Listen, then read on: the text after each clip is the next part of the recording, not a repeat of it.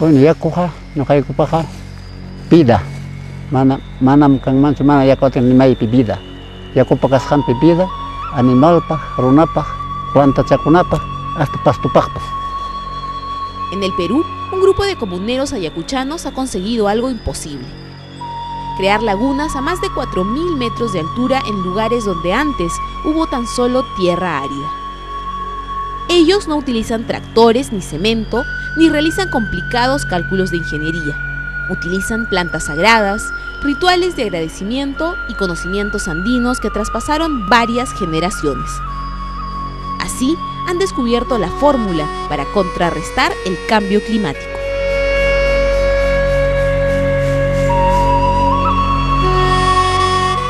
En el centro del Perú se encuentra la región de Ayacucho. El fervor religioso y la alegría de sus pobladores hoy contrastan dramáticamente con el escenario que vivió esta región en la década de los 80 y los inicios de los 90. En esa época, Ayacucho fue abatido por el sangriento movimiento terrorista Sendero Luminoso. Este proceso violento consistió en la destrucción de nuestras relaciones, en primer lugar en el núcleo de la familia, porque Sendero Luminoso se atribuye de que la cultura local es un obstáculo para sus propósitos de sendero. Porque una cultura basada en mucho afecto, en esta relación muy filial con la naturaleza y el hombre, pues cualquier propuesta violentista no pega, porque de por medio está el amor a todo, ¿no? Está a las plantas, a los animales, a los semejantes, entre hombre mismo. Entonces, en primer lugar, la estrategia era romper ese apego hacia los demás, hacia la naturaleza, ¿no? Porque mientras haya ese apego fuerte, no prende la revolución. Sendero Luminoso no solo atacó la cultura en los Andes del Perú. En las zonas rurales de Ayacucho, la mayoría de pobladores tuvo que abandonar sus chacras. De este modo, cientos de variedades de semillas se perdieron y miles de hectáreas se convirtieron en pasto seco. O sea, punta cara, o sea que libre pam como ichadero inam cara, o sea que man imap sancha cara haracho ne que satchakun hawa sanchip cara hacho. Punta manta güey, naigo sono. Kai sitio purucho pampa no. Bueno. Cara antes, bueno, cinco pampa cara lío mana cara, chaque pampa cara mana cara, verde cara no. Kai punta mancha ne cara. Ubicada con alma con me con tarco kai pasto carcho. Ante este panorama, a inicios de los años 90, la organización campesina ABA empezó a trabajar en Ayacucho, en una localidad llamada Unión Potrero, ubicada a 4.000 metros sobre el nivel del mar.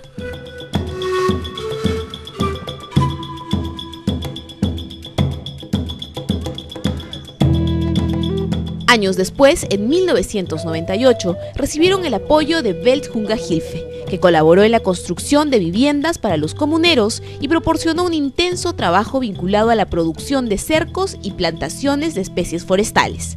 Bueno, el trabajo con ABA inicia hace casi 15 años, inicialmente en procesos que apoyaron de que la gente volviera al campo, pero no en forma de asentamientos humanos creados en grupos como lo ha hecho, por ejemplo, el Estado peruano, sino hemos preguntado a las personas cómo es que quieren vivir, cómo quieren que sea su casa.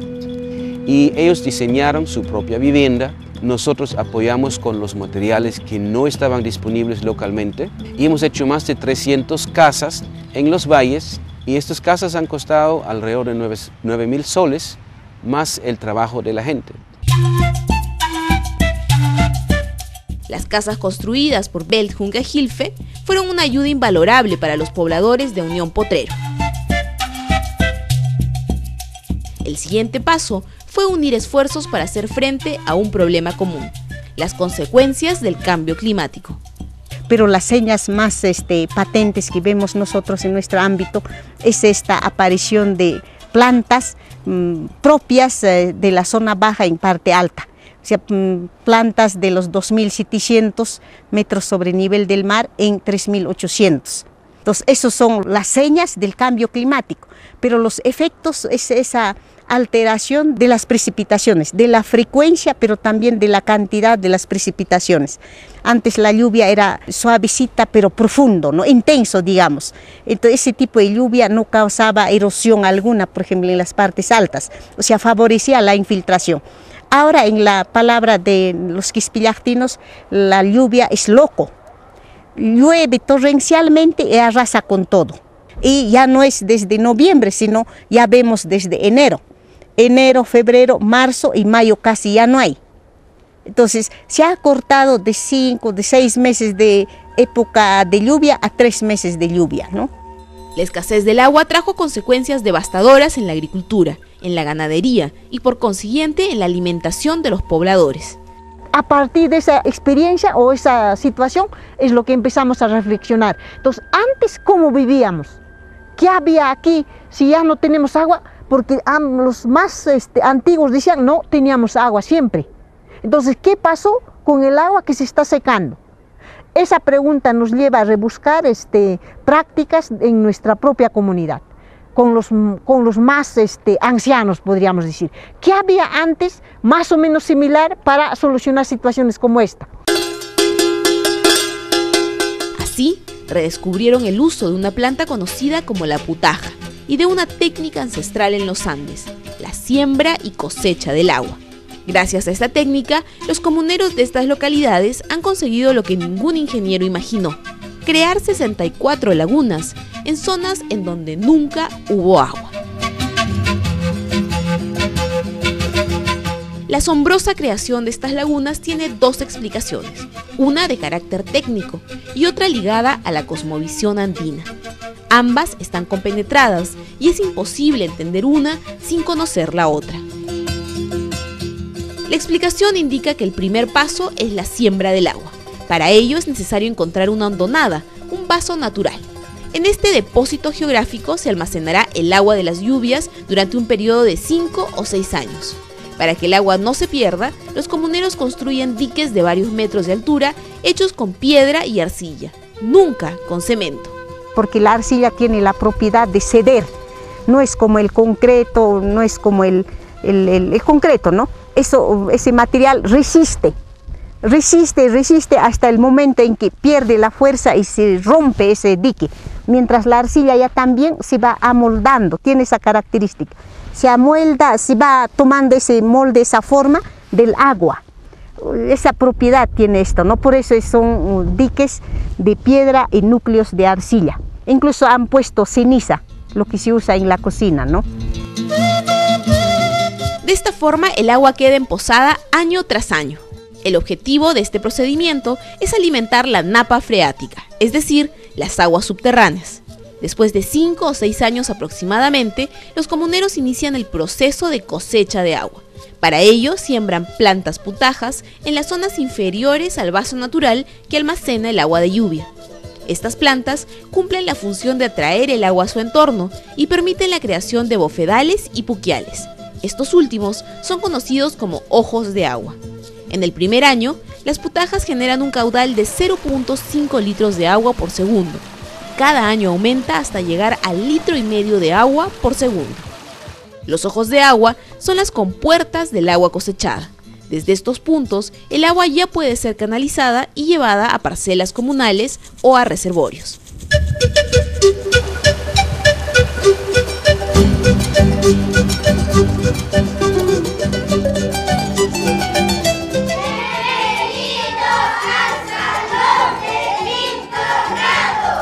En Unión Potrero y otras localidades de Ayacucho, la siembra y cosecha del agua es una técnica rescatada de la memoria ancestral y que hoy se enseña en las escuelas primarias. Lo más importante en este proceso de enseñanza es que los niños entienden la cosmovisión andina y cada uno de los elementos que la componen.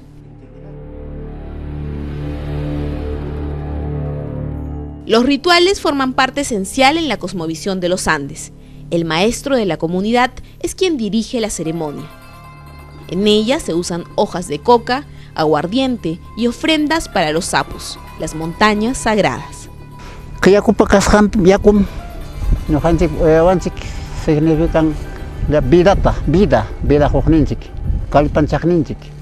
Entonces mana chay yaku kaptinga, manam kanchu vida ni maypi. Chayta mana entendinchu cualquier ninguja hasta profesional kunapas. Yaku runajina, pero pay disni ñawpajmanta pacha kaynalla hamun vida rik yakuwan. Entonces ñuqay qhawaniku como una persona runata hina qhawal ñuqay waqaychaqmi. Y chaynapim ritual controlaniku ofrendata apakuniku Pachamamaman.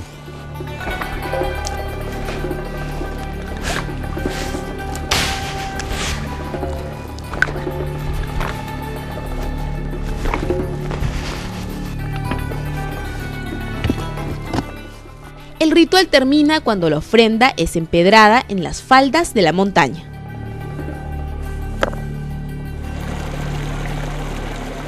Para la visión occidental, el agua es un recurso que hay que aprovechar. En la cosmovisión andina, el agua es una persona que piensa y siente como uno de ellos. Técnicamente lo que hace la ciencia no es sembrar, sino cosechar, es utilizar nada más. Nunca se preocupa de la conservación del agua. Entonces eso tiene que ver el concepto siembra y cosecha. En realidad, para nosotros desde nuestra cultura se trata de la crianza del agua, porque el agua viene a ser una persona.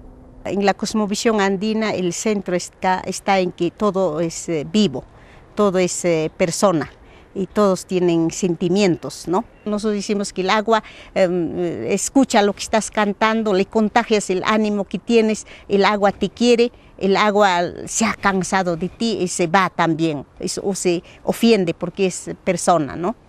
Claro, en la concepción occidental, moderna también hay que decir eso, hay que diferenciarlo, todo es físico, es mecánico, ¿no?